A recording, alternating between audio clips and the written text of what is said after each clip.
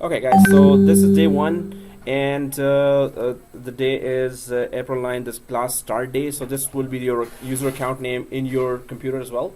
April VCP6 9 April 2017. So when you today we leave, please sign out, but then sign in again as well, just to check if you get the username password is correct. So right now, let's just what's the plan here? I'm just gonna create that in this paintbrush.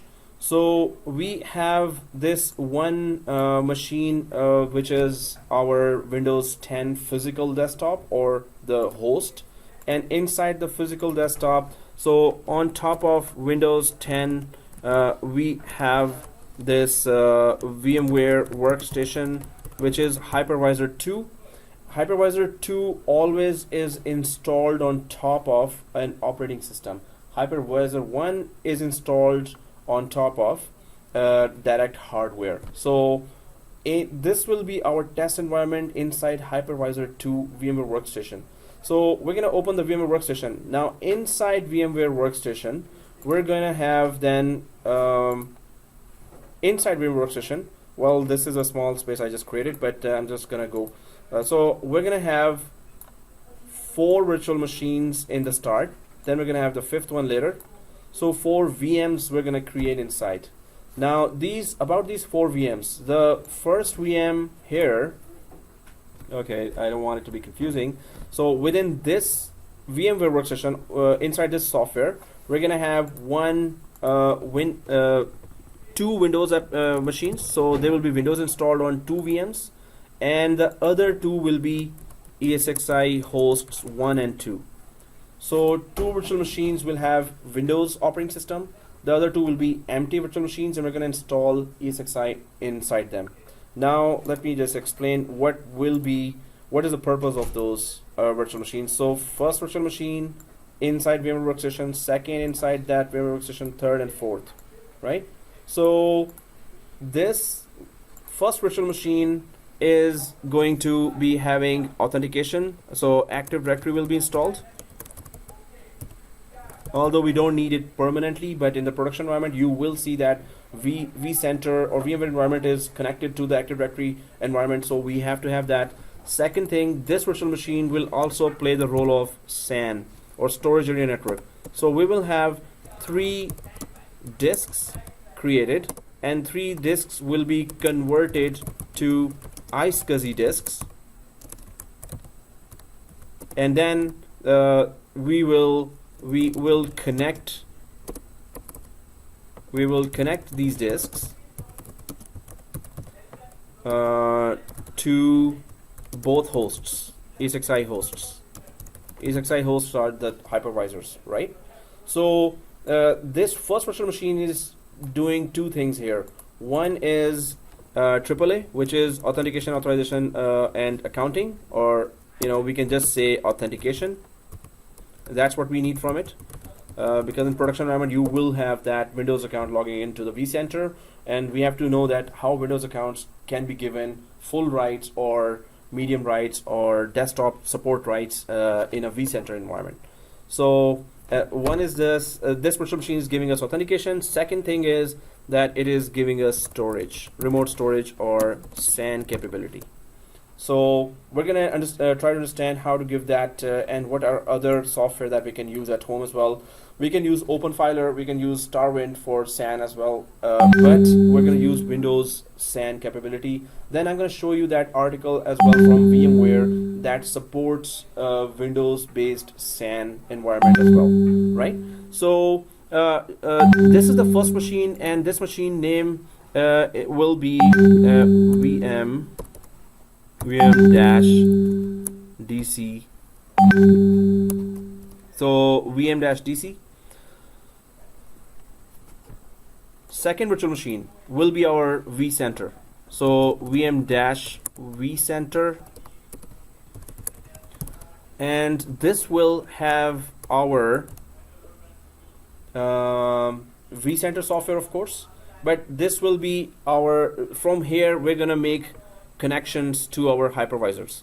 So first we're going to install hypervisors, and then we're going to make connections only to those hypervisors independently, just to know how to independently, without a vCenter, how can we connect to a hypervisor and how can we make use of that. Then we're going to install vCenter, and then we're going to go step by step. First we install the appliance-based vCenter just to know how to install that, because inside is exactly the same. Then Windows-based vCenter. Finally, we're going to go for that vCenter, and that will be throughout the course we're going to use that. But we just need to know how to install an appliance-based vCenter, right?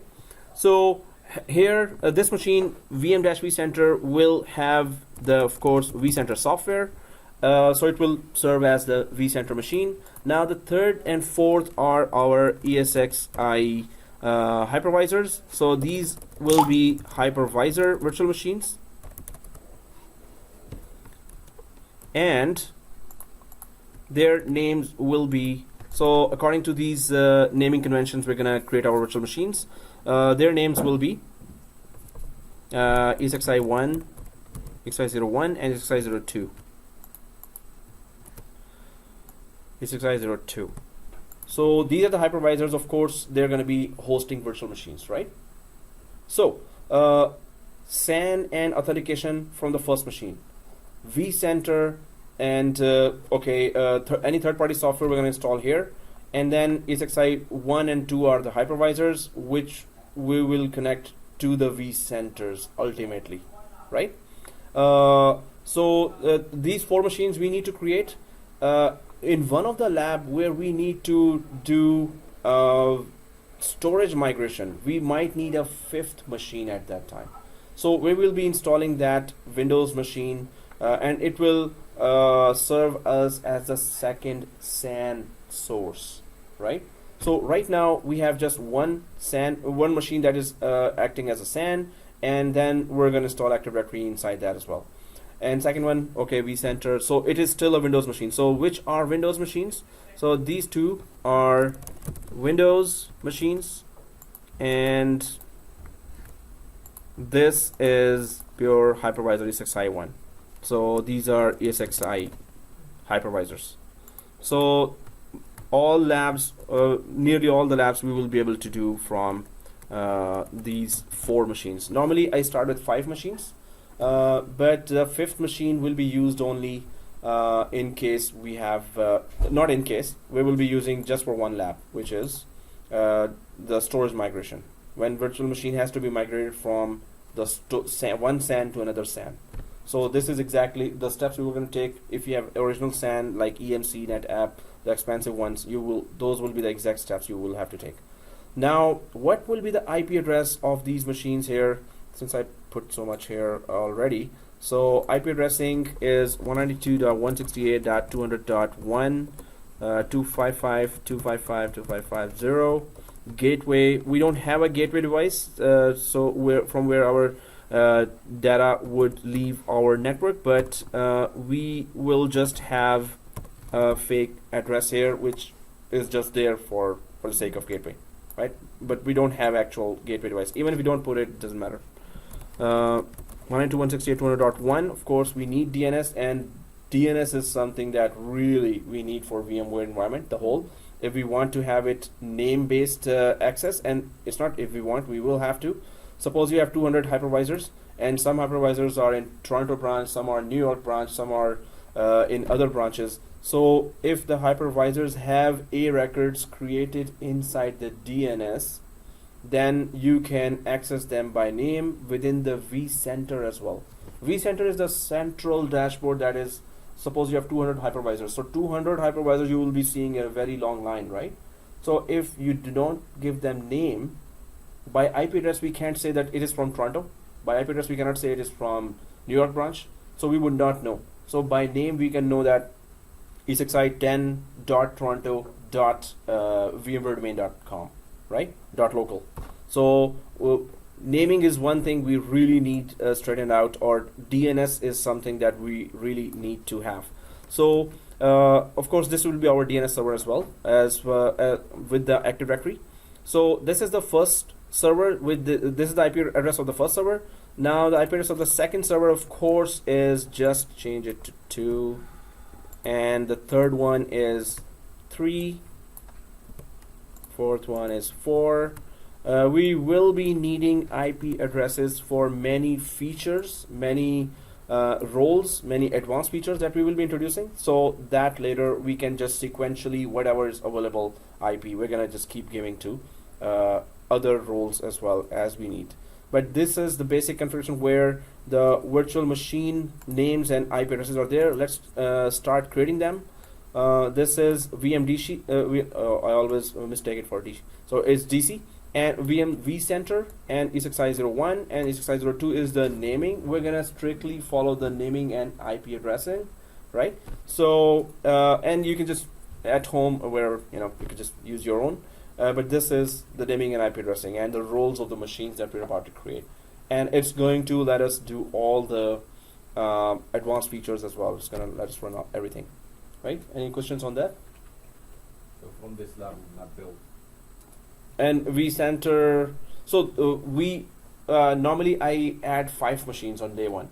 But I'm adding 4 machines. The 5th machine will be used only for one lab that is coming in class 6 or 7.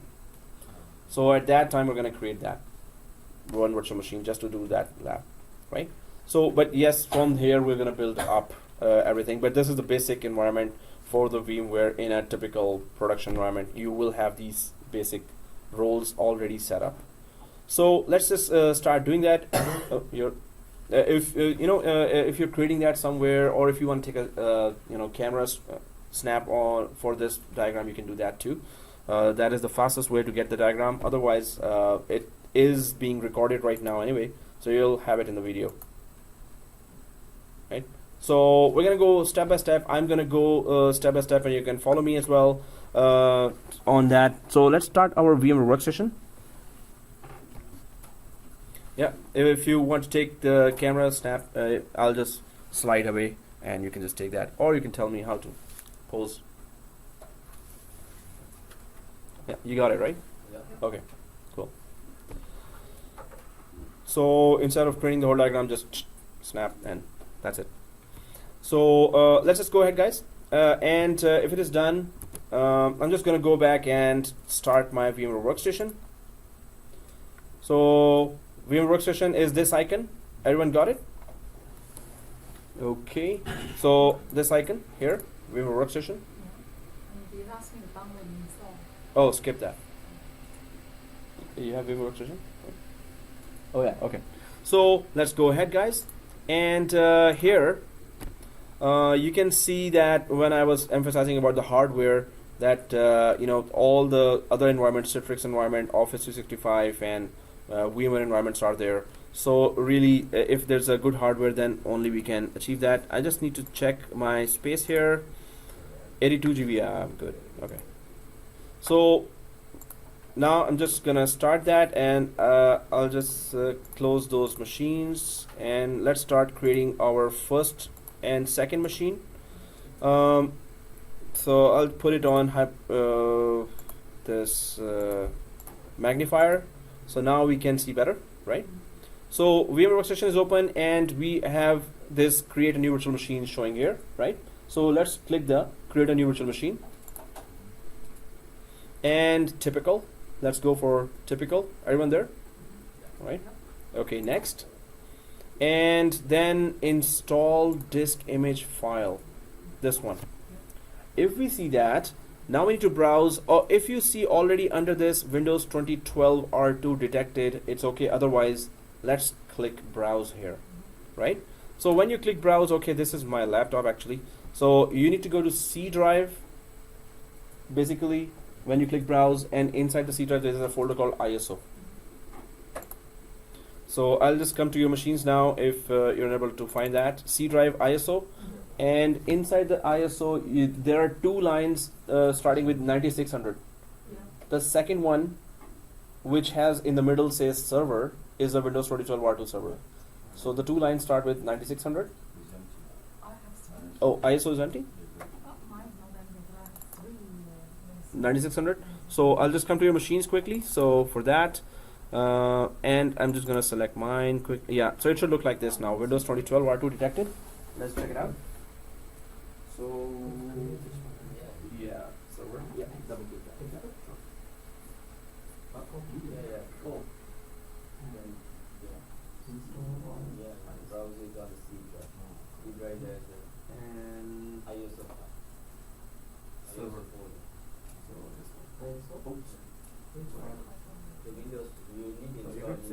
We need to install a whole. So it should say Windows Server Terminal R2 detected. Mine just So selected this- the Yeah. first one. After Oh yeah, the third one. last one. Third one. Yeah, it says server here. Yeah, Okay. open.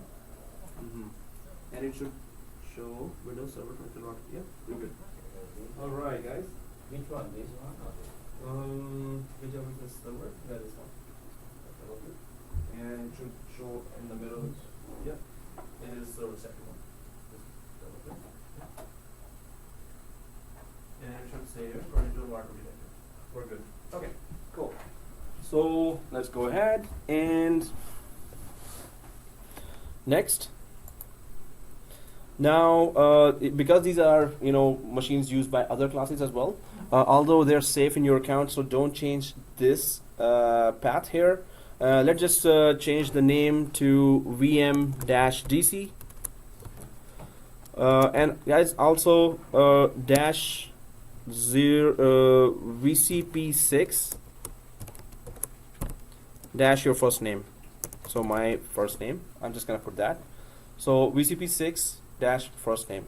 So since these are public machines, although if you don't change the location here, it's good, then your machine is safe. So please, let's not change that location, and it's up to you whether you want to give a space here. I'm not giving space here. Space. Okay. So this is how we're gonna create the second, third, fourth machine. Whatever the naming convention on the previous diagram I put, VM dash DC here dash VCP6 dash your first name. So your first name should be there because we need to identify. Suppose if we are upgrading the machines, we would know. Oh, okay, this is the machine for that, right? So the path is don't change the path because then if you don't need the path, so other users who are logging in from the same machine will not be able to double click your this path and machines. They won't be able to access yours. Okay, so if this is done, next. Is the Yep. path supposed to have our name in it? Like Um, you said, as Syed Amer there. oh yeah, this Are ours is supposed to have our name in it, or just no, VCP6? just VCP6 because you're logged in from that account, and I'm logged in from my laptop here. Okay. Yeah. So it's okay to have the VCP6 there because that's the account we're logged in from. And everyone there, right? Yep. So let's go next. And now this is 60 GB showing here. And we can just make it, actually we're not gonna need more than 60. I was gonna go for 100, but it expands to such a level. Yeah, we can go for 100 as well. So if suppose we go for 100 now, suppose, and this is a virtual machine we are about to create. In our physical disk, if we have 50 GB free space left, suppose, and we put here 100 GB, is that a good idea or a bad idea? It's okay. Why would be the physical disk is 50 GB, free space only left 50 GB, but you're putting 100 GB size here for the virtual disk. Why is it a good idea or bad idea? It's a usable disk, right? That's what. Suppose no. So as soon as we click apply to this, it needs 100 GB space, while we have 50 GB free space left. Still work How? It's gonna work. Yes, you're right. because it's a virtual space. Yes, and it is called thin provision. Thin provision means that it's not gonna occupy 100 GB on a physical disk right away. Whatever you install, the software, it's gonna just occupy that much space. So we're about to install Windows, which will take like 6 GB, maybe 5 GB. So it will only occupy what we actually install. It's not gonna occupy the whole 100 GB. That is called thin provision. If it was thick provision, then it will ask, okay, I need actual physical disk 100 GB space free, and then it will format it right away. It's gonna occupy the whole thing, right? So this is automatically in the Hypervisor 2 here, we have 10 provision. So we can give here 10 terabyte, 20 terabyte, and it's gonna still take it. It's not gonna occupy any of those. It's only occupy what we are installing. So it's gonna occupy 6 GB instead of 100 GB, right? So we are about to install Windows that will just take 6 GB. So it will just occupy in our physical disk or physical desktop only 6 GB. If we install suppose MS Office later, and that takes 10 GB more, So that's only going to increase to 10 GB more. So it will be total 15 GB at that time. Thin provision, right? Okay. And here, so 100 GB here, and this is what's the purpose of that? Split virtual disk into multiple files. Store virtual disk as a single file. So in case you want to suppose this machine grows up to, we install so much software that it grows up to 80 GB. So what happens then? This machine is a big one now. So if you have one single file of 80 GB and you ever wanted to copy this virtual machine to over the network, it might drop packets, or maybe there's a network bottleneck. One huge file copying, sometimes it fails, right? So for portability reasons, if you go for split virtual disk, it will create, whenever it's increasing the size, it's going to create 4 GB chunks of files, 4 GB, 4 GB, 4 GB until 80 GB, right? So 4 GB you can copy over the network easily instead of one huge 80 GB file, right? If there's a network bottleneck, your file might not make it.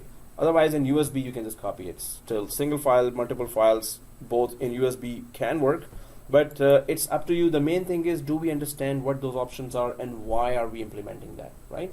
If we can understand that, then it's your choice now. You can choose anyone you want, right? So single file, it's just for portability. I'm just going for multiple files here, but if you understand what is this, you can go for single file as well. It's up to your understanding and your decision, right? So, okay. Here, once this is done, let's go for next. Okay, here we're gonna go for customized hardware, right? Because this is just like this virtual machine is creating right now. It is just like you're in a computer shop and you're saying, oh, I need this memory, oh, I need this processor. So customized hardware here, let's click that. And in customized hardware, so now as a VMware administrator, your mind should always be calculating. Calculating what? Memory, processor, hard disk, mainly memory and processor, but hard disk space as well, of course. So here, what is our total memory here? Total memory is 32 GB here, right? In a production environment, of course, you will be thinking about this hypervisor 64 GB, this hypervisor 512 GB, this hypervisor this GB. So it will be at all of the time it will be racing in your mind. So here we have total 32 GB. We are about to introduce 4 virtual machines. Now, Hypervisor 2 virtual machines basically needs their prereq is 4 GB. They cannot run on 2 GB hypervisors. We're going to install that later. Right now, this is Windows machine. What is the role for this Windows machine? Particularly this one. Active Directory and SAN. 2 things. So we can put it, although 2 GB is good, we can still put it 4. Even if you put 2 GB, it's okay. Doesn't matter. So second thing, one processor is okay for now. 2 processors are needed for E6i, and it's going to detect that automatically, but this is a Windows machine. So for now, 1 processor is okay, and the core is okay as well. We have DVD here, which is already, we selected Windows 2012 R2 ISO. Now the network option here, network card, right? So there's bridged option here. Bridged means that this virtual machine is accessible from your physical network. So suppose if you're doing that virtual machine lab on your laptop and you are in your production environment, in your company actually, don't connect that laptop to your company environment if your virtual machine is in a bridged format.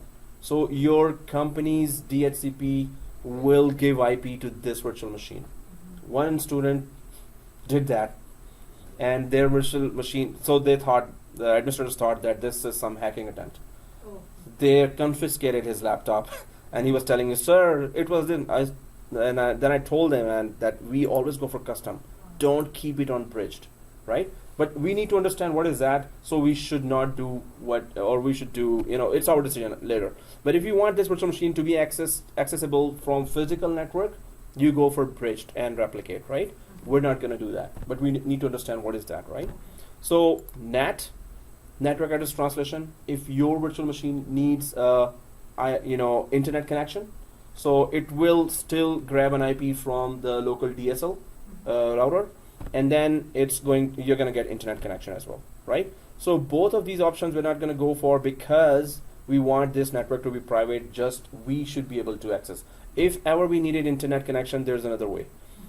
What is, so NAT, we understand that it's also going to grab an IP address from outside and it's going to connect us to the internet as well. What about this? Host only. So host only is that virtual machines will talk to each other within the VMware workstation, and they're going to talk to the host, our physical Windows 10. This means if you want to copy paste anything, host only is the best environment.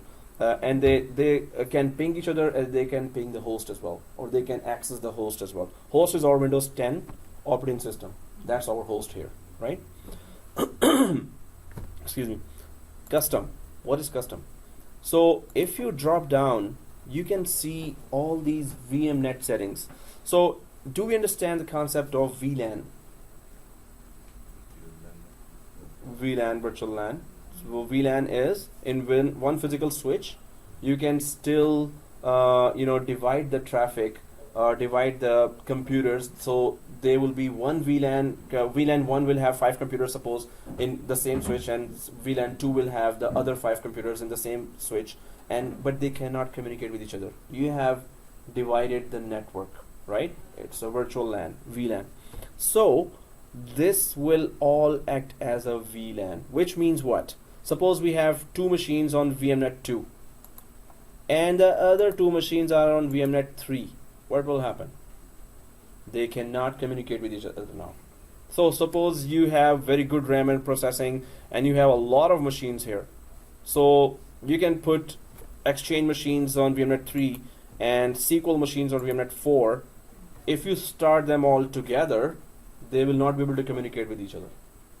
Like VMnet 2 machines will not be able to communicate with VMnet 3 machines. VMnet 3 machines will not be able to communicate with VMnet 4. If you want them to communicate with each other, they all must be on the same VMnet. Right? Do we understand the concept here? So we will need any one VMnet selected here, and we can just go for any. I'm just going for 12. So VMnet 12, now all virtual machines must be on 12, or whichever you choose, they must all be on that same VMnet, right? Pick anyone. Anyone, doesn't matter. As long as we understand what's that concept is. I'm going for 12, you can just go for 12 as well. You can go for 13, 14, 15, 16, doesn't matter. As long as all your 4 machines should be on the same VMnet, right? They will communicate with each other. If they're not on the same VMnet, they will not communicate. So when we create 4 machines, we will be creating now 4 machines. Each machine's VMnet, we're going to put it to this same as the first machine's VMnet. So in my case, if I'm putting 12, I'm going to go for 12 for all other 3 machines as well, right? So we understand the concept here? Yep. It has to be the same VMnet. So once LAN segment is that, again, the grouping of machines here in Hypervisor 2 as well, that you want to start them together, shut down them together, restart them together as a one group of machines. So then you can use LAN segment, but we're going to go for custom setting here, right? So this is 4 GB RAM, 1 processor, and VMnet 12 is selected here. And USB, yeah, we need that. Suppose sometimes you need to put a software through USB. So if you are inside the virtual machine, if you have clicked inside the environment of virtual machine and you put a USB, it's going to detect that. So that's why we need USB controller here. Sound card, it's okay. Printer, we will never use that. Display, auto detect. Printer, if we don't use that, we can just select it and click remove here as well, right? So it's up to you if there is something you don't need, because it just takes a little, very tiny portion of the memory when it loads, but we're okay with that. So the only changes we have done is 4 GB RAM and the custom VMnet 12. These are the only 2 changes we have done, right? So let's go for close. The main thing is, are we understanding the whole thing? So let me, please do ask me if you are having any questions here. Click finish here.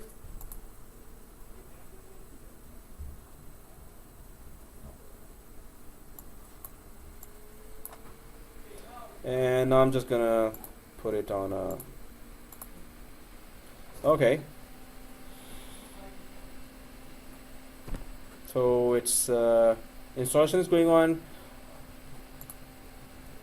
You know, there are some settings. Okay, if you see this screen, okay, you see that? Well, nothing here. Click next. The first screen. On the bottom, finish installed. Finish. Oh, that? Yeah, that you can just close as well. You know, you click cross here as well for that yellow bar. So if you see this, just click next, and then install now. The next screen is install now. Just click install now. Install is. Mm-hmm. There are a bunch of different installations. Oh, Server is a UI.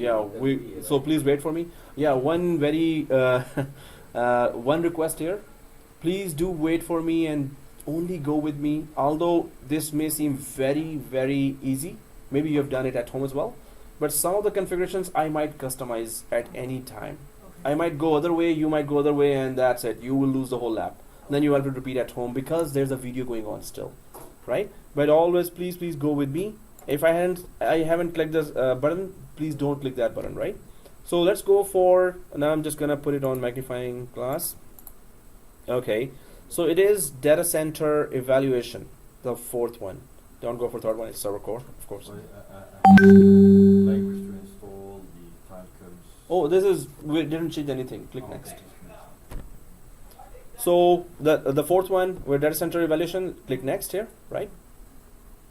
We can go for standard as well, it's okay, but the vCenter is an enterprise application, so let's go for data center that supports all the enterprise applications.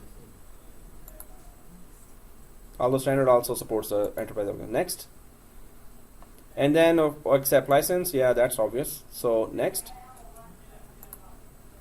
And we're not upgrading from anything, so custom. We're not partitioning this 100 GB space, so we'll leave it as is. Next. And that's it. So everyone got it, right? Okay. So once it's installing, we can just plan ahead a little. There are two ways I start a lab normally, and I've tested both. Majority of the ways, the first machine I always create as a template machine, always. And in the template machine, we normally I do 8 modifications. So anytime in future I have to create a new virtual machine, I will simply clone from the template machine. So the template machine, the first machine that where we install Windows operating system, that's the first and last time we're going to install Windows operating system. After that, we're just going to clone, right? So in template machine, 8 modifications are what? Like, so it is on my forum as well. I have an IT forum where I keep on updating every week whatever I'm teaching or whatever technical stuff I'm doing. So I just normally go for that 8 modifications. So I put it there as well because you know, it's not very easy to remember all of them. So I'll just go to the forum itprofcourses.boards.net. So I'm just going to go and check those modifications. We're going to check out one by one. Then we're going to create this template machine. Then we're going to just create 2 clones where we don't have to do all the modifications again and again and again, right? So I'll just quickly go here to, yeah, how to prepare your lab. So these, Uh-huh. this machine that we're building right now, Mm-hmm. what is it, what hardware is it supposed to be on? Is it supposed to be on one of these ESXi hosts, or is it on a separate, Wintel hardware? What, like, I don't understand. Yeah, this one will be just normal Windows machines. Suppose you have a HP server or a Dell server. Any Wintel. So this is having Active Directory role on top of that. Since we have limited 32 GB RAM, so we're gonna take the SAN role from it as well, right? We don't have the SAN environment. So otherwise, these machines are normal Windows Wintel machine, as you said.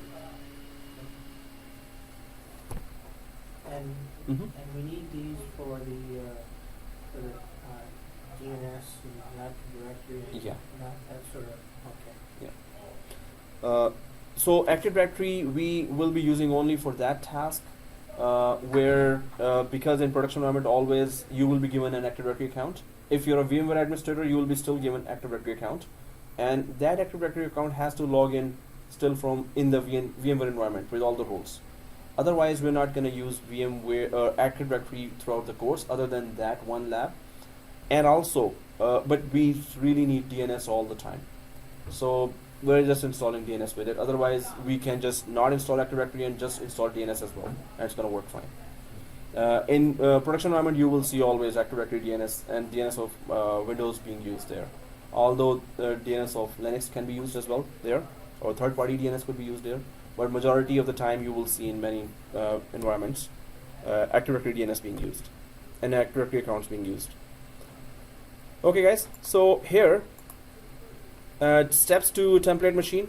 So steps to create the first template machine. I'm just gonna go for that quickly, and because we don't need to do those 8 steps on every new machine that we introduce into the environment. So once only we're gonna create a template machine.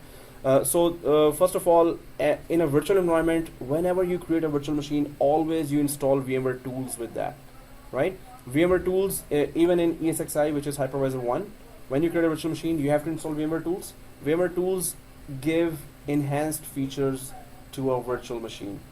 This is Hypervisor 2 we're using for the test environment only. In a production environment, in Hypervisor 1, still when you create a virtual machine, it is very, very crucial that you will install VMware Tools with it, which are small set of tools or files that gets installed. After that, your user experience is much better, and the screen is enhanced, and some advanced features are enabled. And in VMware ESXi environment, production environment, VMware Tools also do the work of heartbeat, which means when the virtual machines are supposed to be highly available, at that time heartbeats will be only available from a virtual machine if VMware Tools are installed. So they are very, very crucial in either the test environment or in the production environment as well, in any virtual machine, right? For Citrix Zen Server, there is Zen Tools. For Hyper-V, there are those virtual machine tools. So every virtual environment, virtual machine always have their tools. So it has VMware Tools here. So we're just going to go for VMware Tools, turn off firewall quickly. Time zone, we're going to change to Eastern. Shared folder, we need that throughout the course. Shared folder, because we will be copying and pasting a lot of software there. Internet Explorer security, will be turning it off. In production environment, you will not do that. But here we need to do that because we don't want to go for extra steps to do some of the repetitive tasks. And unlocking the screen, it will lock us every 10 minutes. So that's why we need the screen to be unlocked permanently.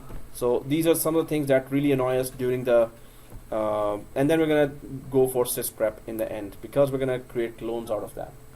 And later we're gonna create two more clones. So that's why we're creating a template machine right now. So in future, we don't have to create a new virtual machine with all the modifications again and again. And if you don't go for those modifications, we're gonna be fast. We're not gonna have these problems. And whoever does not go through that modification, I've seen in previous courses that students were stopping the class. Hey, I'm not there. The modifications are not done. So then we learned it the hard way that we have to go through this. Otherwise, the course will not be smooth. Okay, guys, so if the Windows is installed, because vCenter will be permanently based on Windows environment or throughout the course, so that's why we need perfectly running Windows. And in production environments, I've seen still very less environments having appliances only based vCenter. They always have Windows based vCenter. So you then need to know also about Windows high availability, because vCenter has to be highly available. Although vCenter high availability will be discussed separately, but if you have Windows high availability, especially failover clustering, if you know that, load balancing of Windows, you know that, that's always a good idea. Okay, guys, so whenever there's a password, we can give a class password here, so I'm just going to put that on the notepad here. Giving any one password is a good idea. If you remember any of yours, just keep it to one, because if you forgot the password, you have to recreate the environment yourself, right? So I'm going for small ABC, capital ABC, and keep pressing shift. 1, 2, 3. So it gives you exclamation, @ and £, right? So go for class password here. and wherever it asks for a password in a VMware environment or in a Windows environment, go for class password. So class password. In production environment, of course, we maintain 10 or 15 different difficult passwords. But here we need to keep things simple. We need to concentrate on learning the concepts and how to do the lab, and not worrying about what was the password for that, what was the password for that. So that's why we're gonna keep it simple. So just go for the class password, right? So for vCenter later, I'm gonna tell you one extra password. Yeah. So the file is corrupted. Oh.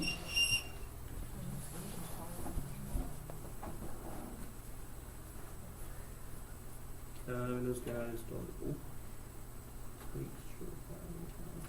Just see if I can search file correctly in the ISO.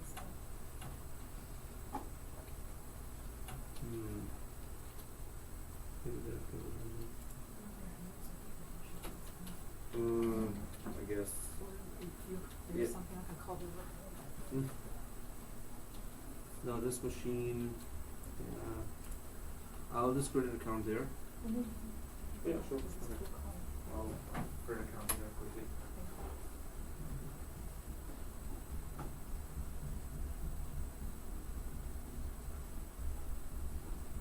So after giving a class password, please log in, and I'm going there.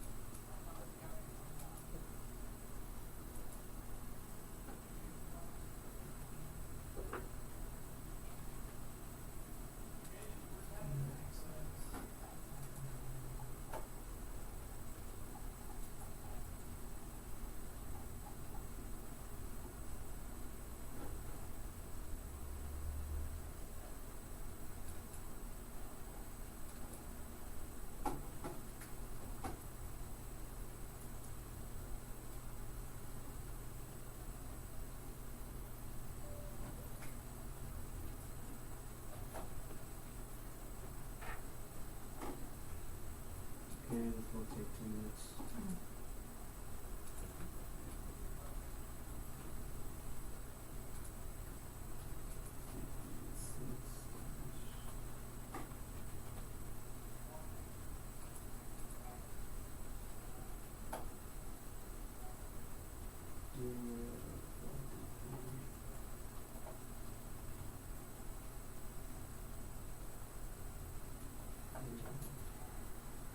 Okay.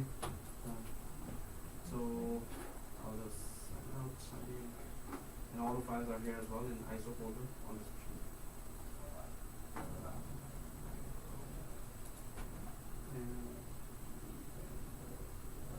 And I hope you remember the whole. It's just Windows. Yeah. Just like shoot. So it's now logging in there. Yeah. Yikes! Need to figure that out. Okay, guys. So I'm just back. Oh, there's that recording still going on. So sometimes I have to pause, but otherwise just forward on the YouTube button. Okay, guys. So I'm logging in from the class password here. Enter.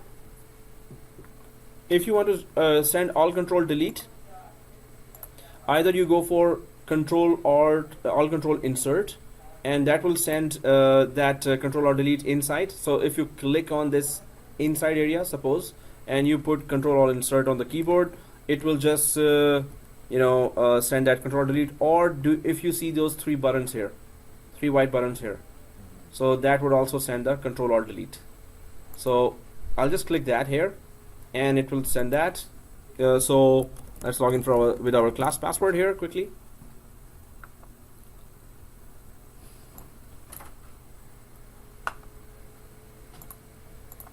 So first thing, of course, whenever we introduce a virtual machine, it has to be always VMware Tools has to be installed and it has to be restarted. So all the advanced features of this virtual machine should be unlocked. So as soon as we are logged in from virtual machine, everyone log in, right? Everyone log in, right? So right click like this, so we can see that. Oops, again. Right click on the top of the virtual machine, and we go for install VMware Tools.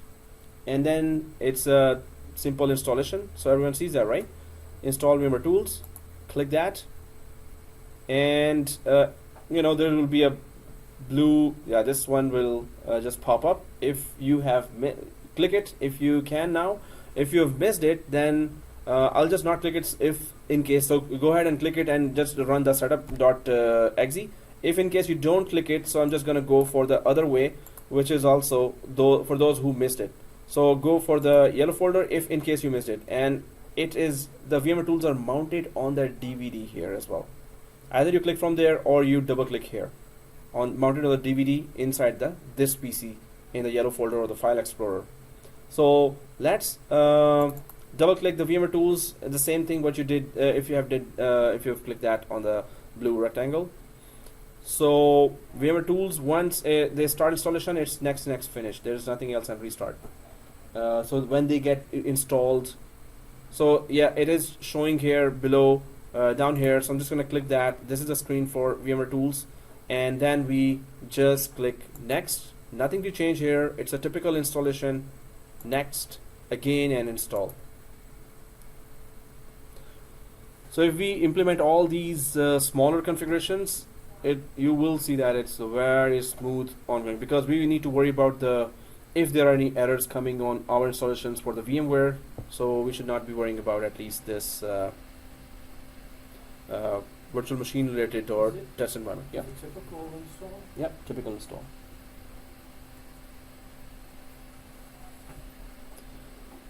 And completed the VMware Tools here, and well, once it is done, click finish and it will ask for a restart. Go ahead and restart.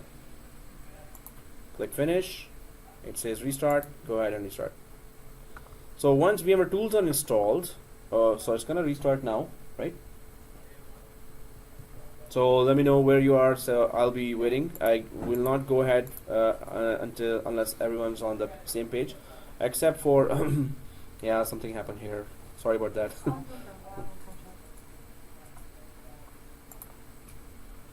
Well, it is restarted, but I'm just going to go to the site and check. The first thing there was VMware Tools. The second is so VMware Tools are done. Then firewall turn off. So it's a company policy. In some companies, they keep the firewalls on for the server level. Some companies I've seen the firewalls are off actually on servers because they have other better security measures, but it's their own decision. So in our test environment, we're going to keep the firewalls off.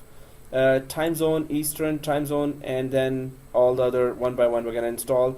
You'll configure those options, and then we're going to go for Sysprep, which is used for creating clones and mass deployments. Right? So let's just go for, are we already started? So let's log in with the local administrator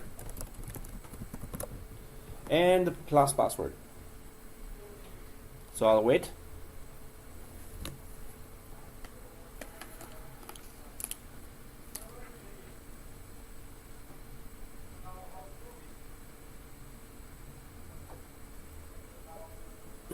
So yeah.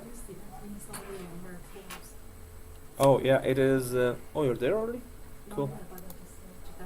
Yeah. Yeah. Whenever you're there, you can still ask me in the class as well. But this is here. Right click and VMware Tools. You just have to click that. Then it will just show up itself. But when you're there, you can ask me. I'll just tell you.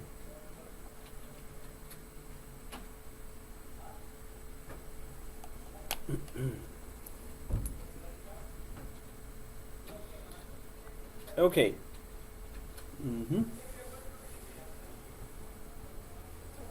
So you guys are there in the end? Yeah. Okay, cool. You're there? Okay, you're coming and you're there.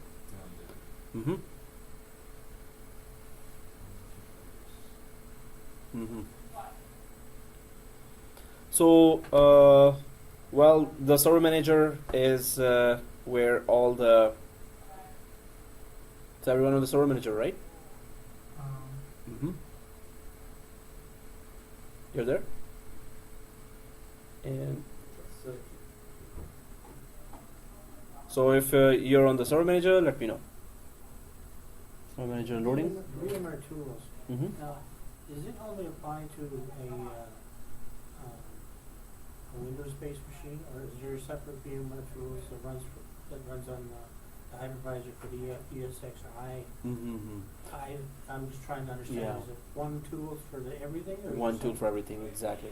So So if it's a you do Linux install- machine, You yep. do install VMware Tools on an ESX, No, on hypervisor. only virtual machines, and virtual machines will be Oh. hosted on top of the hypervisor, Okay, just on the virtual machine. just on the virtual machines. I see. Okay.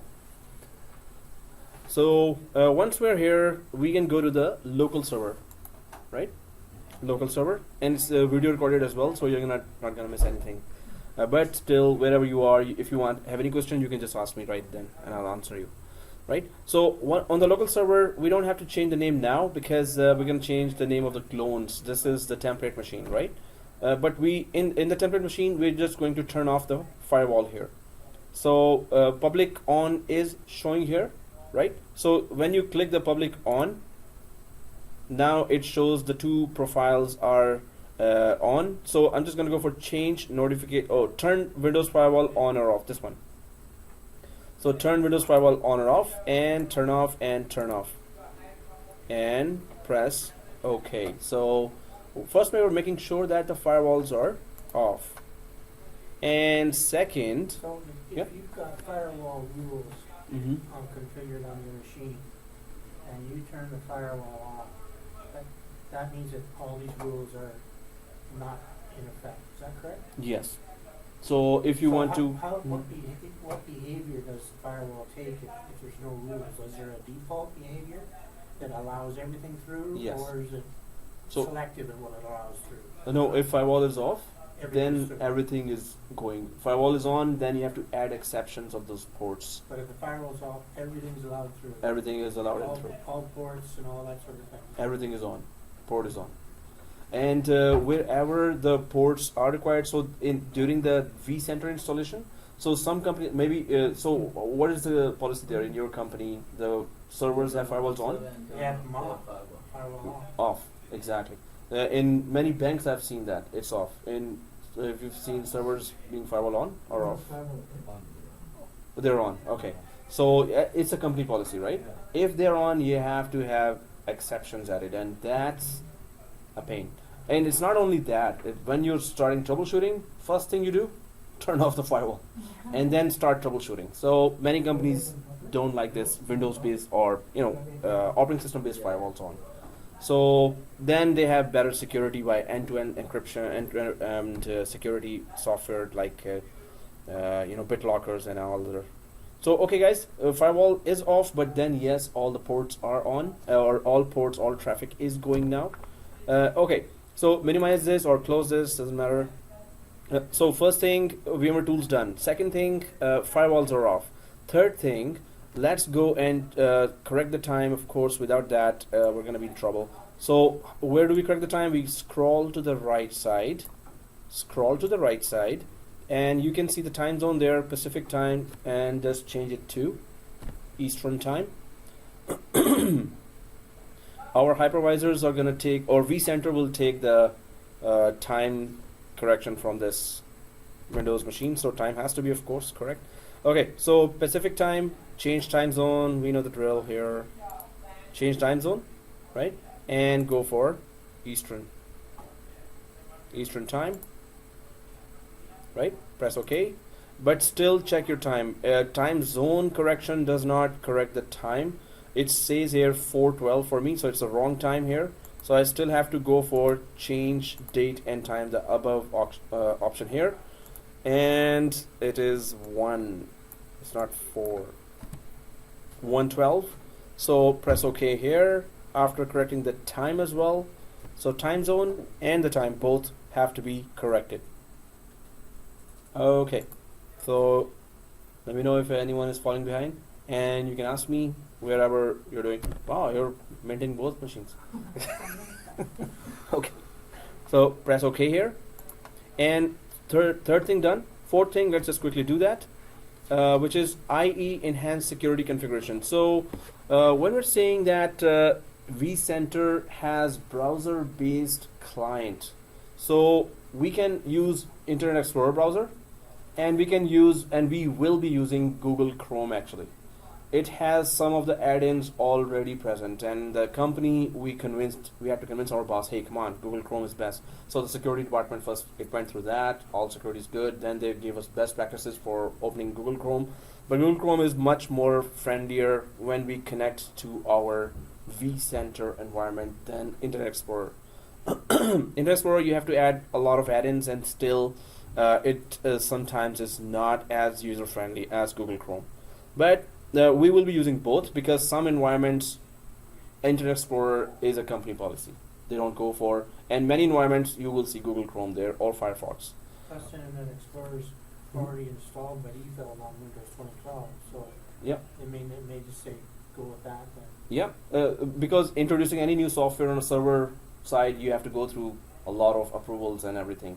So if it's a company policy that Google Chrome is also okay, then of course we have to get a knowledge base article from VMware supporting that, and then we can ask for approval. And many companies I've seen that it's Firefox and Google Chrome they're using, but many others, if the company policy does not allow other than Internet Explorer, we're stuck.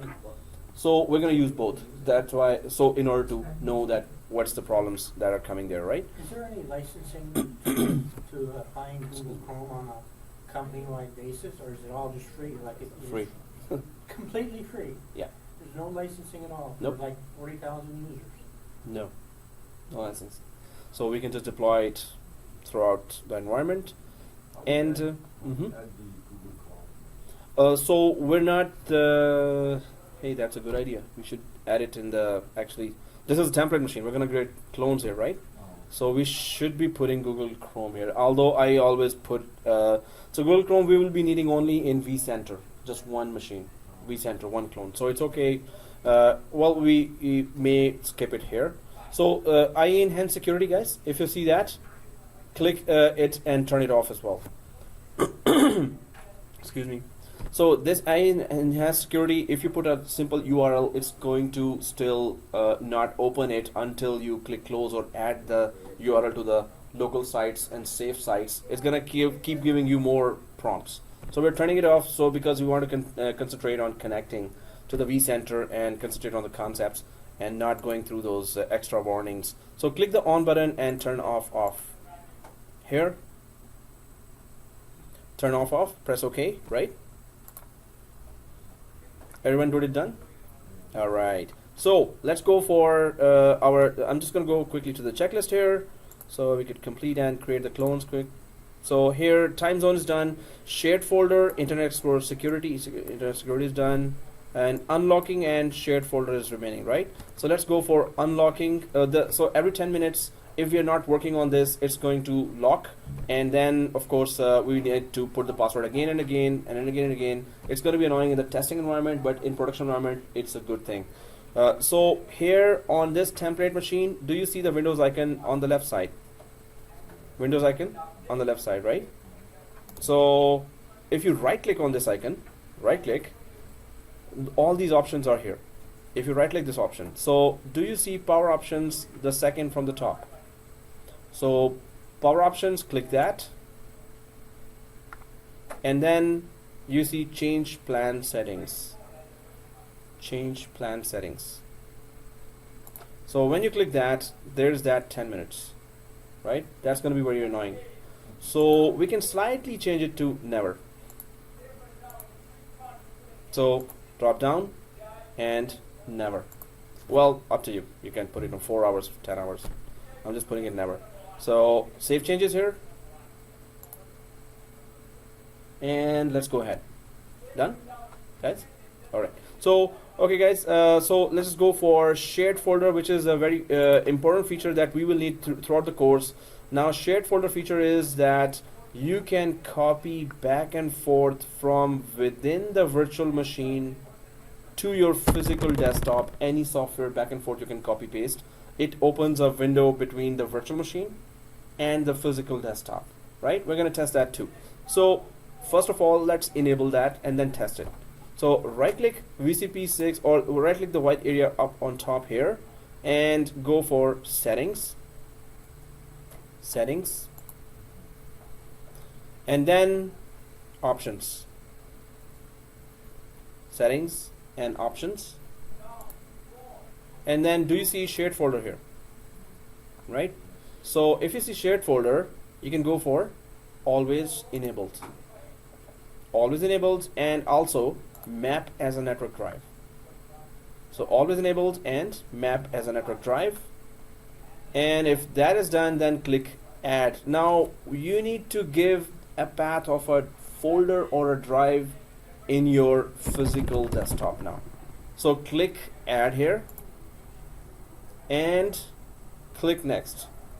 So click add and click next. So now it's asking what is the path, where do you want to map, which drive of the physical machine you want to map to this virtual machine, right? So let's check it out. Click browse. Now it's going to open the drive of your physical desktop here.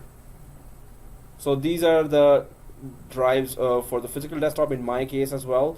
We might want to map it to the ISO folder in C drive because that's where all our software is present right now. So any software from physical desktop to the virtual machine we want to copy, then it's in the ISO folder already. So click the ISO folder and press OK. Click the ISO folder and press OK. Now it should look like C:\ISO. So now let's just next and finish.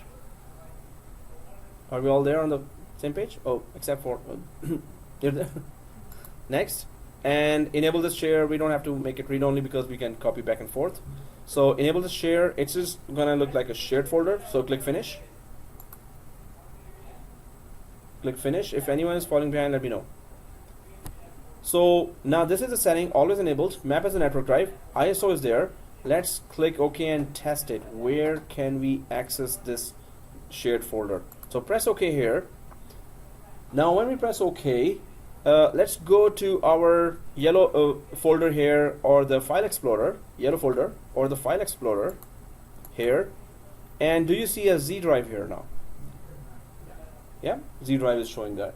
So if you see the Z drive, let's go inside and ISO folder should be showing now.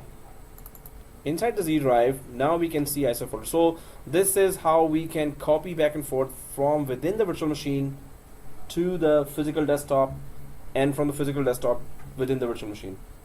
And we have to copy big software later.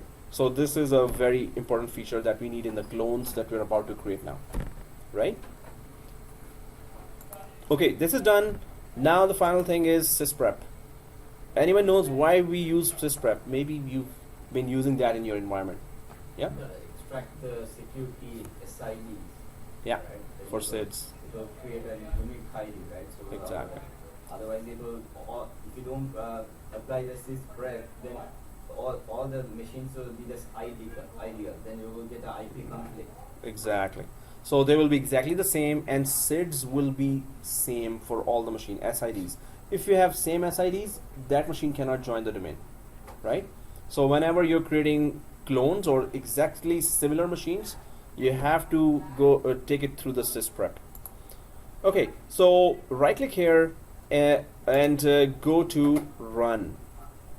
Right click here and go to run for the final step. But that's the final step. Sorry, you've done all the things. So don't do this if you haven't done all this, right? My Vmware Tools. Oh, you're installing that, right? So don't run Sysprep now. But maybe you're following with other steps. That Steps I did. okay, cool. That was cool. So if Vmware Tools you're installing now, right? You want to click the blue. The blue one is gone. Blue one gone. So go to the yellow folder down. Okay, D drive. Yeah, Okay, the DVD drive. now so. Double click. So which will double click next, and you have to restart as well, right? After restart, if you have done everything else which we were doing. I did the firewall, I did the power option. Oh, okay. You did everything, I think. What else is there? And Oh, share folder. I think no share folder. okay, so when it restarts, then I'll tell you. Security, I think no. Okay, so when it restarts, let me know. So guys, here, go to run Sysprep. Type Sysprep. Go to run, type Sysprep, press OK. So it opens a folder inside the Windows System 32 Sysprep. So double click this Sysprep here, double click this Sysprep here, and it should open this window. Be careful here, and we're gonna permanently shut down this template because we can only create clones if it is shut down. And if accidentally, so click generalize first of all and click shut down, but don't press OK now. So click generalize and click shut down. If accidentally you start this template again, so don't shut it down without running this tool. If accidentally, so this machine should be permanently shut down because it's only going to use clones. Suppose you accidentally start this machine, then log in, and then again run Sysprep and only shut it down with generalize and shut down option. You know why? If you accidentally start the virtual machine and you shut down normally, then if you create a clone now, it will have the same SID, security identifier, which is a long alphanumeric number. It has to be unique. If it is not unique, that clone will never join the domain because the SID is not unique, right? So if you accidentally start this template machine, then continue starting it, but only shut it down with Sysprep. So if you're shutting it down now, with the generalized option, does it create the clone without an SID? It gives it a new SID other than what it has itself. Well, then how does a clone of this template get a new SID if it's copying one that's already got an SID?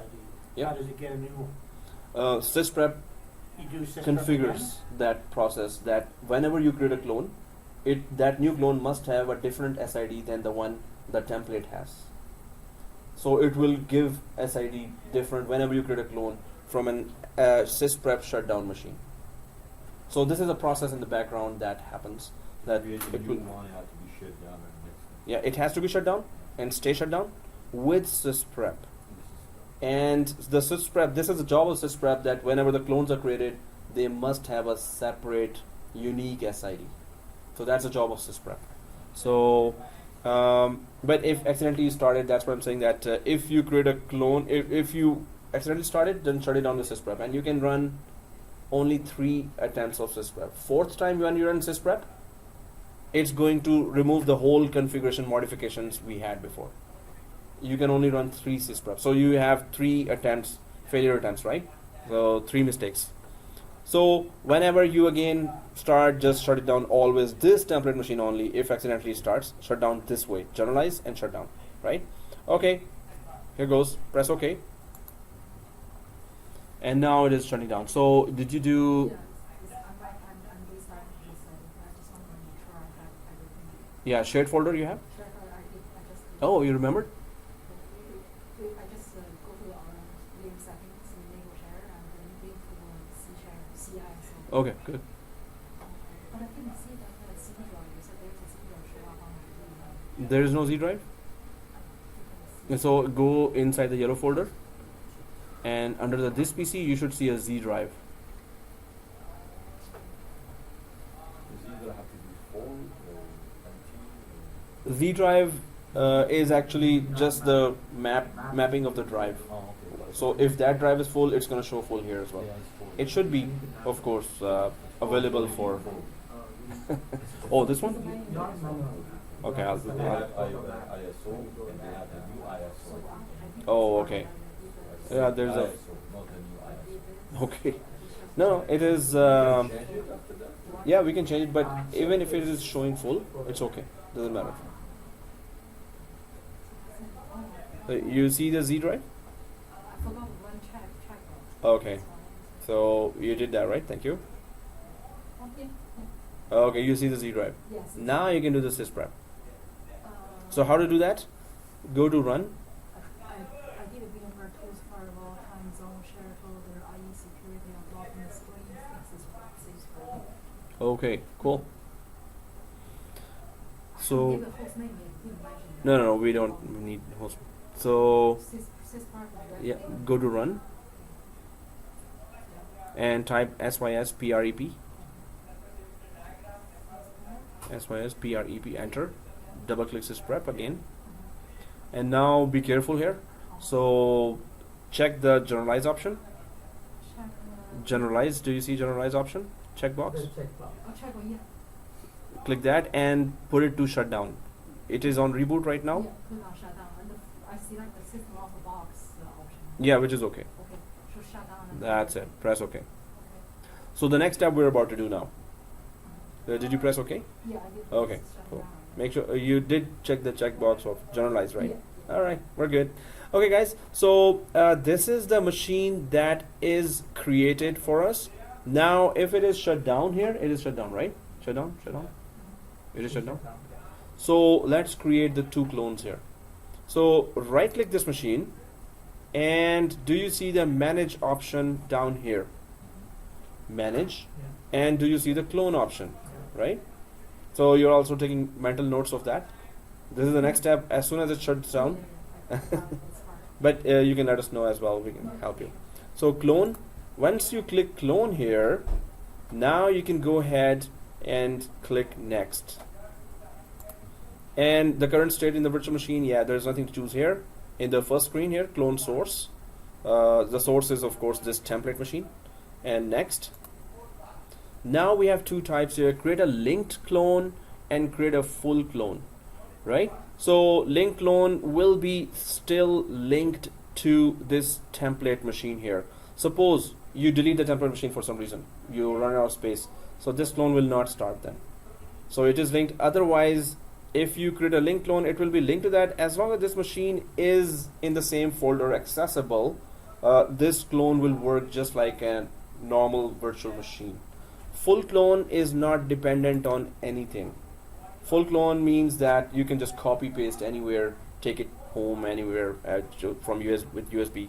So it is an independent virtual machine. It does not need the template machine to be on the same folder as linked clone needs it. But the benefit of linked clone is if you're running out of space, it will take very less space for its own running, right? But full clone will take all the space it needs for, and it's gonna grow very rapidly. It will just grow up to, if you have Windows 2012 without installing anything, it's gonna grow 20 GB, 25 GB without installing anything.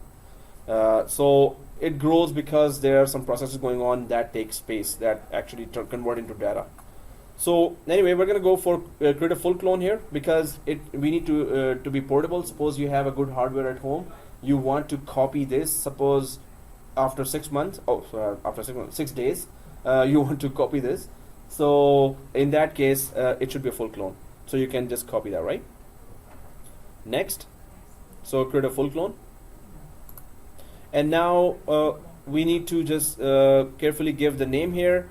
I'm just gonna remove this first machine is VMDC, so I'm just gonna remove the clone off, right?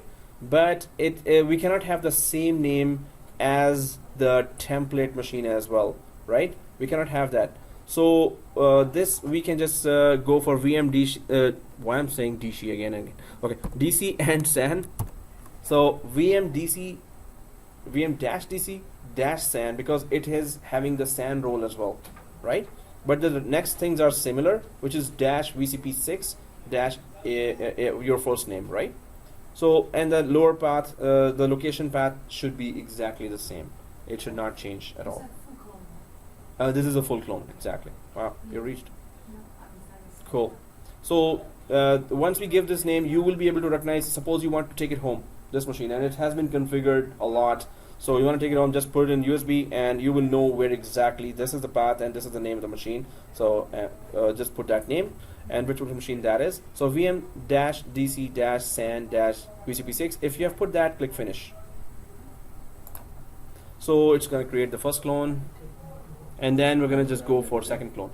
While this is going on, we can still do some multitasking here. We don't have to wait for the clone to be created, right?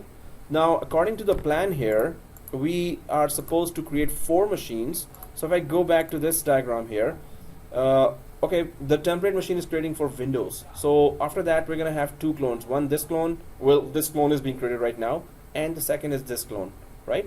We're gonna further configure it when they're ready. But we can still start installation of a hypervisor separately right now.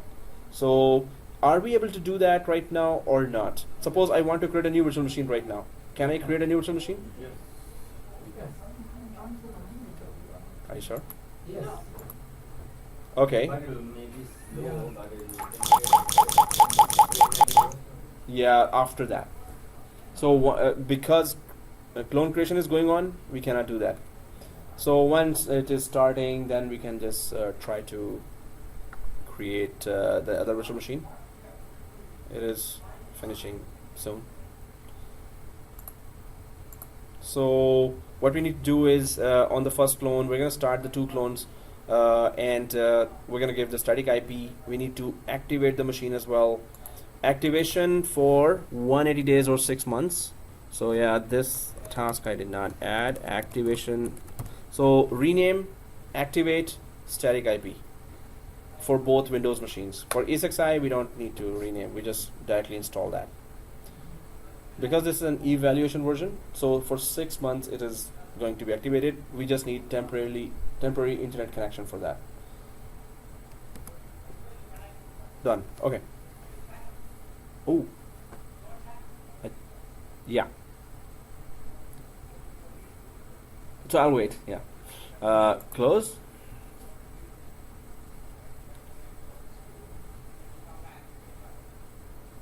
Still. We could, in the production environment, we could run other workstation while it owning the other workstation. Exactly.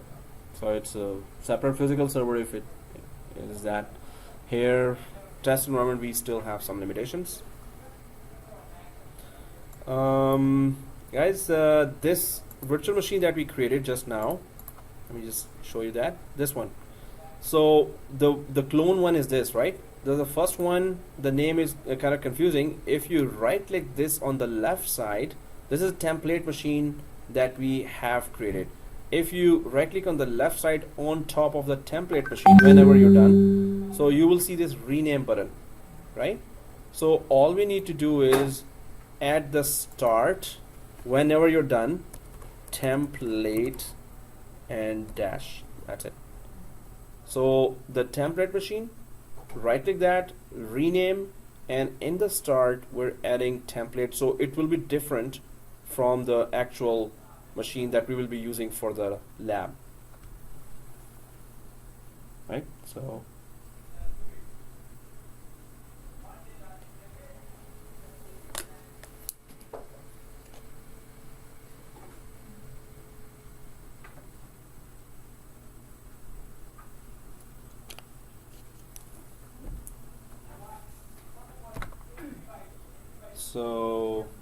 you're done? Wow, done. Still working. Who's working? Okay.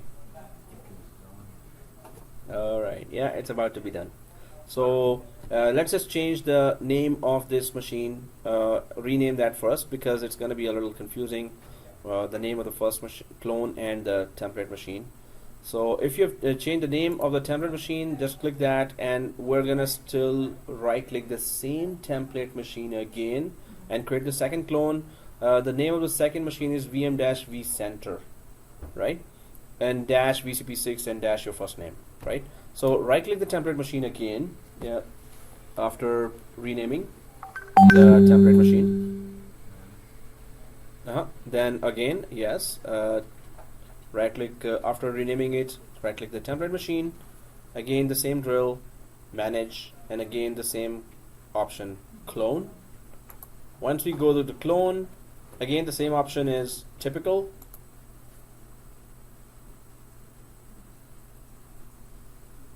So current state, Again, full clone, of course.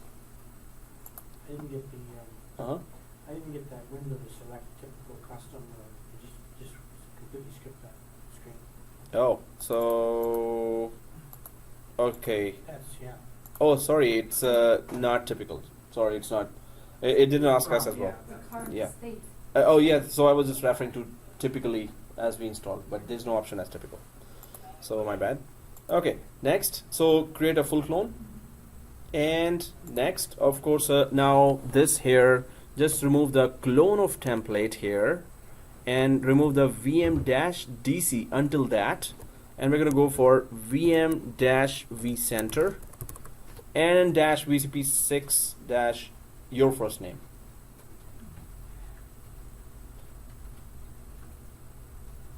So this will be the operating system name as well, VM-vCenter and VM-DC. So if that name is written, click finish, and this will, you will find that this to be much faster than before. Cloning fail, no Uh-huh. end space, that's why. Ah. Yikes.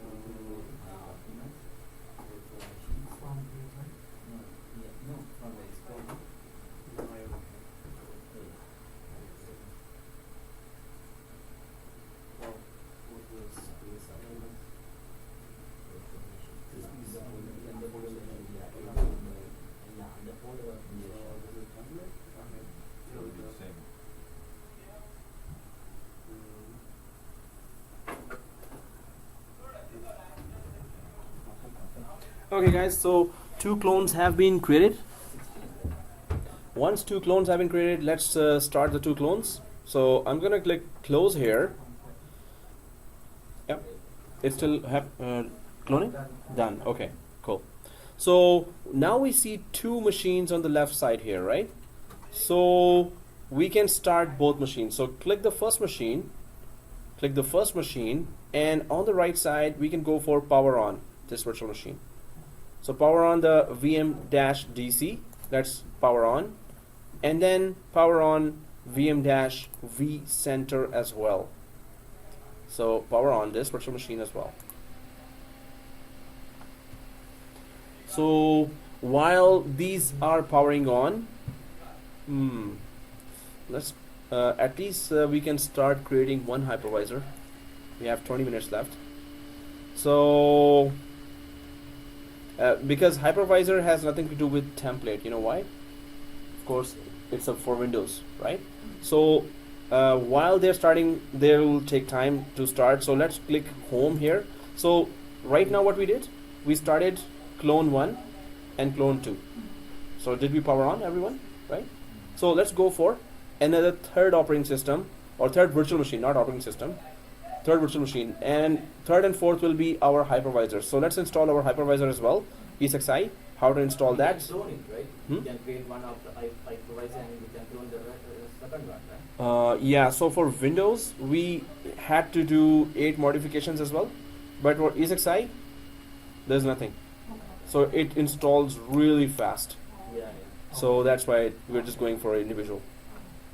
So create a new virtual machine, guys, everyone. And Power them, right? yeah, so power on, clone 1, power on, clone 2, right? yeah. Once that is done, so again, we're going to go for a new virtual machine, typical, and next. Here, now we need to select the hypervisor, right? If you're there, so click browse in the hypervisor, click browse. In the ISO, do you see VMware software and ultimately I'm just going to go to the VMware software in my laptop here, which is different from your folder structure. So where I am going is, so do you see Vmvisor? So let me check now. So Vmvisor 6. So either it's a ISO and then the VMware software or just the software. Yeah, there it is. VMware 6. Yeah. And Vmvisor. Exactly like that. So double click that. So let's go That's here. ISO folder or? No, it's there's a VCP port. VCP program. Okay. It's on the C drive. These two Software. are Then we can go for Sysprep software. Right. these two here. Yep. Yeah, okay. Yeah. Which one is that? Okay. C drive. Software. For us, we use the ISO. And the third one just Yeah. Oh, okay. just move this move this. Mhm. Okay, cool. Okay.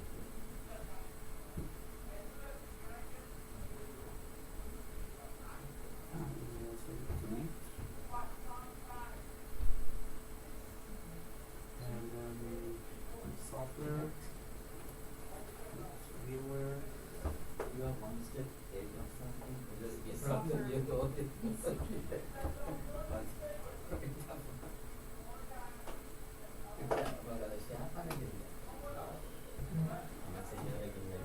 That there's a VMware. Double click that, and it should show ESXi6 detected. I So got it. ESXi6. Oh, okay, cool. Cool. Double click that. Double click that. ESXi6 detected. Yeah. Oh. Oh, okay. So you're going there next. You're creating a new machine. Oh, you messed up that other workstation. No, I can copy from his machine, Yeah, right? that's also I just ask him to share the folder, then I can copy it and do it from there. Perfect. Yeah, that's He has a solution. We call Okay, this guys. virtual machine DXI01. So this will be, so I'm just going to double click this ESXi0 hypervisor. So it should say ESXi6 detected. Yes, as you said, next. So now dash ESXi, as you said, 01 dash your first name. ESXi01 dash your first name. So on the next screen. On the next screen, ESXi6 is already written. Just select your ESXi. ESXi01 dash your first name. And once that's done, next. And let's just go up to 100 because it's thin provisioning. We can just give any size here. It's not going to take that size physically. It's gonna grow with what we install, and what we're installing is gonna take very less size. So, and then this is your decision. You wanna go for single file, multiple files. We talked about that before as well. So I'll just keep it to multiple. And next, customize hardware. Of course, in this you will see now. Let's go to customize hardware. You will see that we did not touch the 4 GB here. It is already 4 GB, right? So this is a prereq for that, prerequisite. And 2 processors, it already selected that.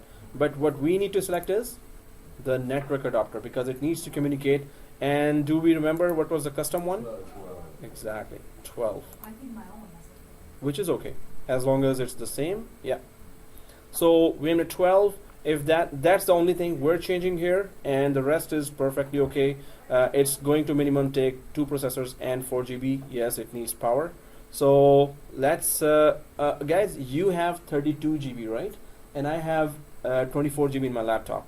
But you, as a 32 GB, this host you should be giving, and as a best practice, we have seen that if we give it 8 GB here for each ESXi host, let's put it up to 8 GB, it's going to perform very well for the virtual machine. So for ESXi host, I'm just increasing the memory from 4 to 8. Otherwise, I was gonna go do that later. Then I thought that, I was saying that, hey, I can customize anytime. So just stay with me, right? I hope nobody clicked close and went ahead, right? Over here it was 4. So it is 4 by default, but I'm just increasing here. See this? I'm just dragging it to 8. So for the second hypervisor, it's going to be 8, but now you need to minus it with the total, and you have to keep that calculation in mind that out of 32, 16 is gone already. Once we have 2 hosts up and running.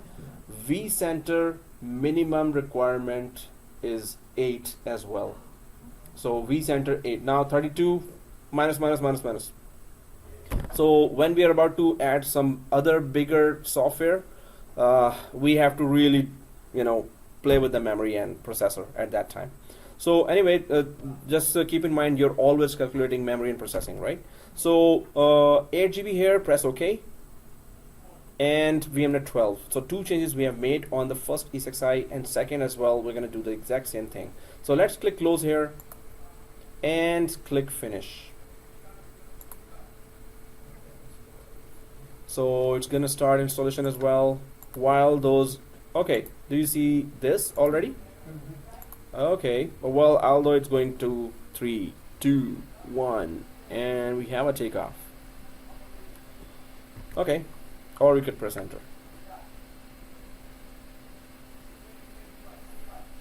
This is supposed to be the faster installation. So the 2 machines are already 4 GB. I think we gave 4 GB there, right? Yeah. So 4, and this is, the third is 8 now. And the fourth will be 8 as well. But let's just put it up on installation. While it is loading, we can just still start the 4th one as well. I don't want to confuse this anyone, so if we can take more multitasking, it's good. We can do that. We can do the other one as well, right? Start installing the second one. Yeah, we don't have to wait for that, right? Yeah. So let's go to home button again, and this time create new virtual machine. It will already have that ESXi selected there, right? So typical, next, and you will see this already there, right? ESXi 6, and then so we don't have to do a search here anything. Next, So we don't put another name. Sorry. but we need to put the other name. Yes, if you're on this screen, Yeah. so dash, and then we go for ESXi02 dash your first name. Once that is done, then we just go for next, 100 GB. We know the drill now. Yes, and actual RAM later will be 8 GB and VMware 12. Exact same drill. So 100 GB here, next, and customize hardware. And then network and network. Yes, You give 100 gig space. yes, 100 gigs space.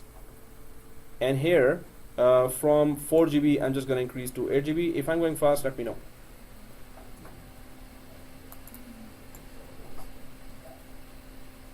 Okay, 8192 is the RAM, and the custom network card is 12. Now all the machines are on VMware 12, so we're gonna have communication is okay. 8 GB here as well given, so 4488. Always have this calculation. In a production environment, you will be always having in mind which host has what memory and what processor. So here 8 GB now, and VMware 12. Done? 8 GB here, so did you, yeah, and 12, or whichever yours is. So okay, close and finish. And so this is also starting. While it is starting, and it's going to take time, let's go for 1. Is it okay? Yeah. Let's go to 1. Now it is waiting for us to do more configuration. If we go to ESXi 1, everyone, so we can see continue here. Press enter. So it's all keyboard based now here onward. It's like a Linux deployment. So enter. And then it says F11 accept and continue. Yes, we need to accept that. Mine's Uh-huh. not really. Oh, Push enter. so click inside. Click on the environment. Yeah. Now. Thank you. You got it right? Yeah, yeah. Okay. Okay, guys. So here now it's keyboard based. So you have to click inside the environment and F11 for accept and continue.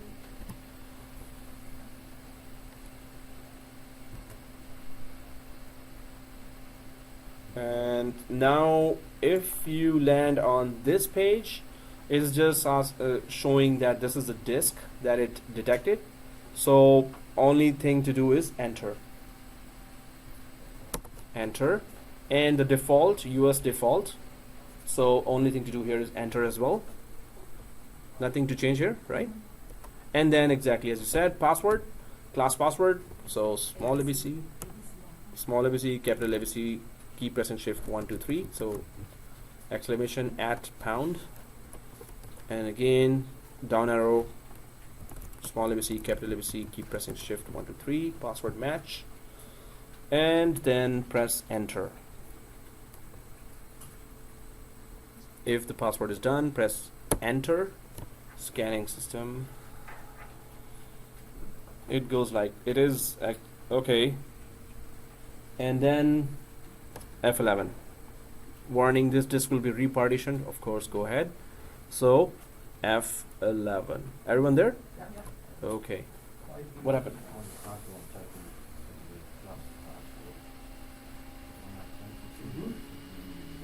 You are going for your password, right? For class one. Oh, okay.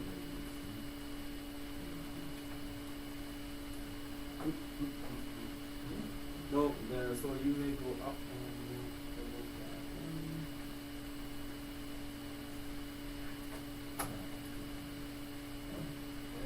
No, the tab.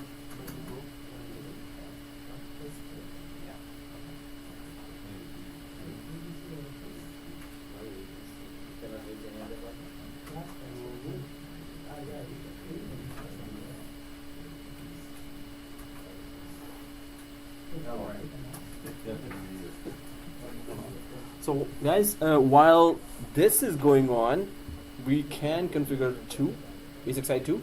Is it okay? As long as we're not confused, or as long as we're good, we can just configure multitask, right?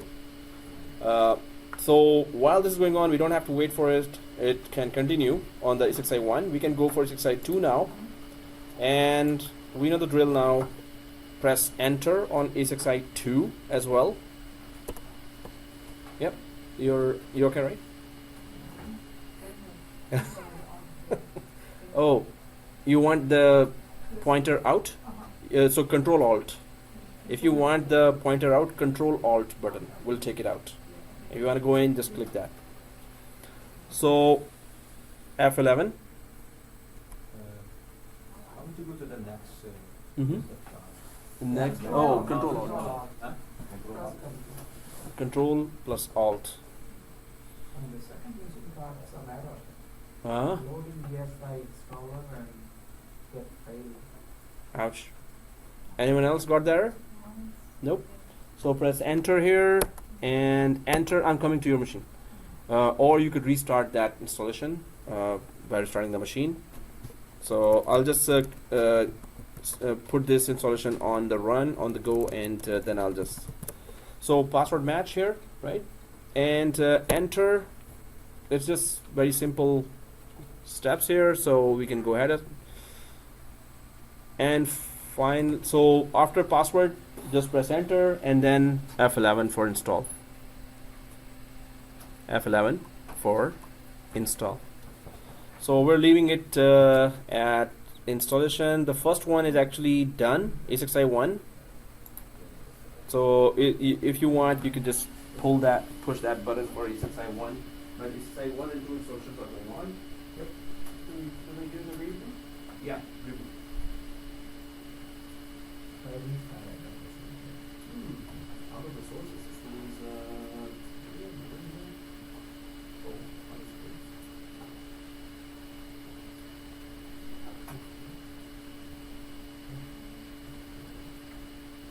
So, repeat the first one. Which is okay. Yeah. Middle one.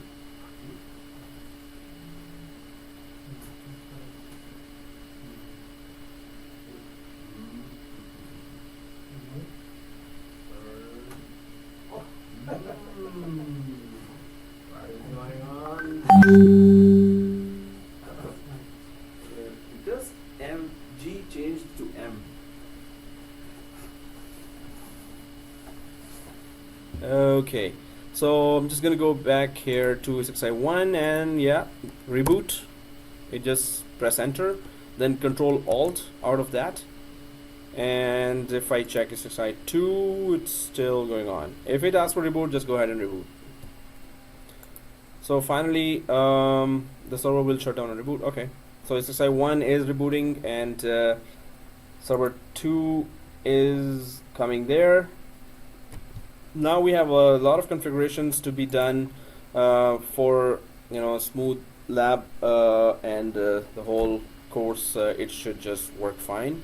So on Windows machine, guys, the least we can do, because it's 2 minutes left now for 2 o'clock. So on VM-DC, if you come back here, are you on this page? If you see this, all you need to do is click next. And then the second page on VM-DC is the accept license. So of course we have to do that. I accept. So on VM-DC, if you go there, so you will see the screen for keyboard and language, and the second will be I accept license. So if you click there, those are just 2 button clicks and there is nothing technical there, right? So, and the third page is password. So let's just give the password to both Windows machine and then shut them down, and we're going to continue later. So we're going to give the class password to this machine, and we're going to give class password to the other machine. And once you have given the class password on VM-DC and VM-vCenter, that's it. Then we can just, okay, so the password has been given. It's okay now for VM-DC, right? And again, I'm just going to go for VM-vCenter as well. It is just asking for keyboard and country, region, and language. So I'm just going to click next here as well and go for the license as well. I accept and just give the class password. Once we give the class password, that's it, guys. So it's 2 o'clock and we can just shut it down. And you can expect some communication from me. And I'll send you all the details and the software if you are creating the environment at home as well. So I'll just send you the software which we are using here. You can use there as well from Google Group.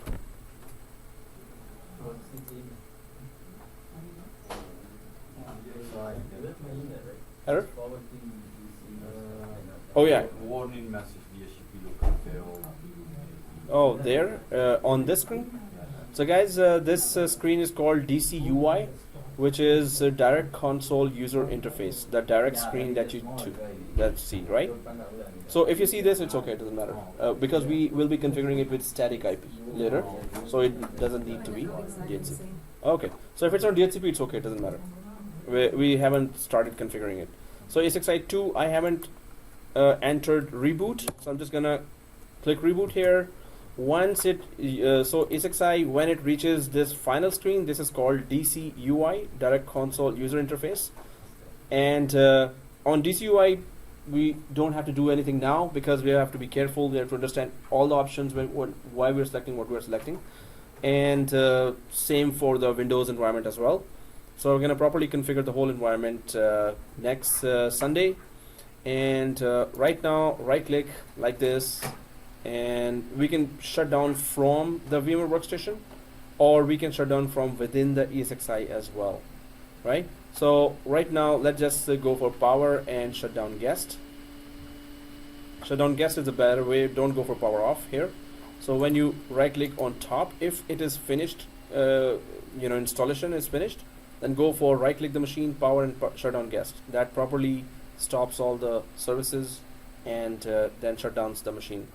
So whichever machine is done, you can just power and shut down guest only. Don't go power off. So basically, we just change the password for the two, set the password for two windows. Exactly. And then finishing setting for the guest. Yeah, that's it. So, well, I would love to go ahead, but it's 2 o'clock.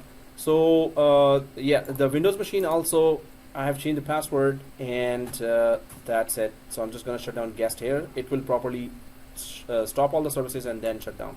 We can stop that from within the operating system as well, but this is also a safe way to shut down guests. And yeah, my second machine is also rebooted. So if you're seeing this, if it hasn't gotten any IP address, because where this is a critical resource, any critical resource should have static IP address. We're not gonna give DHCP IP address for these critical resources, the hypervisors especially. The whole environment is connected because of hypervisors, so hypervisors should be properly configured. So we're gonna understand the whole steps. Right now, we're just gonna shut down and see you. So I'm just gonna send you this video for today. And if you are creating that environment at home, that's a very good thing. If you are exactly going at home as well with what we're doing in the class, because next labs will be more complicated. We're gonna set a lot of configurations here and there and discuss why we're doing an in production environment, how would we do that. So I'm just gonna stop the video here.